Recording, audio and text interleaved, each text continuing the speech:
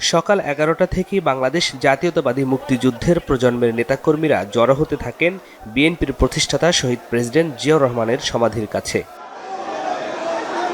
দুপুর 12টার দিকে সমাধিতে শ্রদ্ধা জানান বিএনপির সিনিয়র যুগ্ম মহাসচিব রুহুল কবির রিজভী ও মুক্তিযুদ্ধের প্রজন্মের নবগঠিত কমিটির আহ্বায়ক, ঢাকা 6 আসনের বিএনপির প্রার্থী ইঞ্জিনিয়ার ইশরাক হোসেন, সদস্য সচিব কামরুজ্জামান নান্নু সহ নেতাকর্মীরা। এ সময় প্রধান অতিথির বক্তব্যে মবক্রেসির সমালোচনা করেন রিজভী।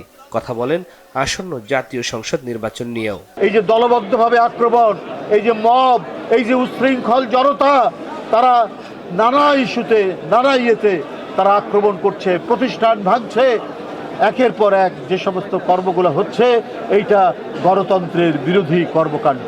মবক্রেসি বন্ধ করতে হবে, বন্ধ করে মানুষের মধ্যে শান্তি, সুস্থি এবং ফেব্রুয়ারিতে অবাধ সুষ্ঠু নির্বাচন, ইনক্লুসিভ নির্বাচন, এই নির্বাচনের পরিবেশ নিশ্চিত করতে হবে। ৭১কে হেয় না করার আহ্বান জানান ইশরাক হোসেন। গত 54 বছরেও দেখি নাই যে মুক্তিযুদ্ধকে হেয় প্রতিপন্ন করে, একেবারে পাবলিকলি যেভাবে হেয় প্রতিপন্ন করে এবং সম্পূর্ণ মিথ্যা বিভ্রান্তিকর তথ্য দিয়ে বিতর্কিত করার চেষ্টা করা হচ্ছে। শুধু কেবলমাত্র ৭১-এ একটি দলের যে ভূমিকা ছিল, সেই ভূমিকাটিকে আড়াল করার জন্য এটি অত্যন্ত নিন্দনীয়। আমরা শুরু থেকেই বলে আসছি যে হাসিনার দোসরদেরকে নিয়ে এই বর্তমান সরকার তারা সংসার করে আসছে। অভিজ্ঞ রাজনীতিবিদরা বারে বারে বলেছেন প্রশাসনের সংস্কার দরকার।